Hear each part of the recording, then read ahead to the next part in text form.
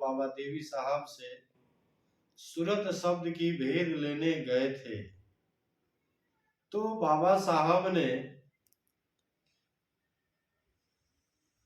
परमारासन सदगुरु महाराज को हाथ पकड़कर, रे लाला देख, सूरत शब्द को प्राप्त करने के लिए बाबा साहब ने गुरु महाराज को हाथ पकड़ कर के अपना चुतर टोवाया। कहा कि देख लाला, इसी तरह रातों रात बैठ कर ठेला पड़ेगा तो आपको सूरत शब्द प्राप्त होगा, सूरत शब्द में जाकर मिलेगा। इसलिए कहे बाबा साहब कि बाबा साहब को 32 बरस समय लगा था शब्द को प्राप्त करने में। और जब बाबा साहब से आशीर्वाद पाए, भेद जानकर, परमारासन सदगुरु महाराज ने जब साधन किए तो मात्र 16 बरस में इस चीज को प्राप्ति किए, अपनी सूरत को शब्द में मिला लिए, यानी आत्मा को परमात्मा में मिला लिए। और इसी अवसर पर ये भजन को हुजूर ने गाए। जब सार शब्द अंदर में प्राप्ति किए तो उन्होंने कहे भजन के माध्यम से कि सुखमनिया में मोरी नजर लागी। कैसे सुखमनिया में नजर लागी, इसका व्यवधान समझाते हैं, फैसला सुनाते हैं कि अगल बगल कहीं दृष्टि न डोले, यानी ध्यान में बैठे, मानस जाप में मन को सिमटाव करे। जैसे मानस जाप में मन सिमटाव करे तो भी मानस ध्यान करे।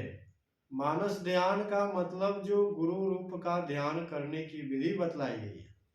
ध्यान करे, गुरु की रूप सामने आवे तो मन ही मन प्रणाम कर दृष्टि साधन में लगे। क्योंकि कुछ मन का सिमटाव मानस जाप में होता है, और जब मानस जाप में मन का सिमटाव होगा तो मानस ध्यान में भी उससे विशेष हो जाएगा, और जब मानस ध्यान में विशेष होगा तो उसे अति विशेष दृष्टि साधन में मन का सिमटाव होता है। इस तरह की कर्म से करने से मानस जाप में मन लग जाए तो मानस ध्यान आसान हो जाता है। मानस ध्यान में जब मेरा मन दृष्टि जमने लगे दृष्टि, तो दृष्टि साधन करने में और आसान हो जाता है। तो मानस जाप, मानस ध्यान करने के बाद दृष्टि साधन करें। दृष्टि साधन का मतलब यह होता है कि अपने अंदर में प्रकाश को खोजे। दोनों दृष्टियों को, पहले दृष्टि साधन करने के पूर्व आसन को स्थिर करो, गर्दन, पीठ, कमर सीधे साध बैठकर एक आसन से दृष्टि का झुकाव न बाएं तरफ न दाएं तरफ, एक टक दृष्टि दोनों भवों के बीचों बीच नासिका के अग्रभाग में ठहराओ तो बिंदु चमकता है। उस बिंदु को सुख सिंधु का खिड़की कहा गया है।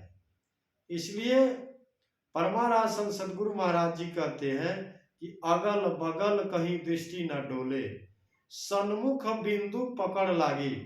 अगल बगल यानी बाएं दाएं दृष्टि को नहीं होना चाहिए। एक टक टक टकी लगाते हैं, आंख बंद है, अंतर की दृष्टि से टकटकी लगाते हैं तो परम बिंदु का उदय होता है।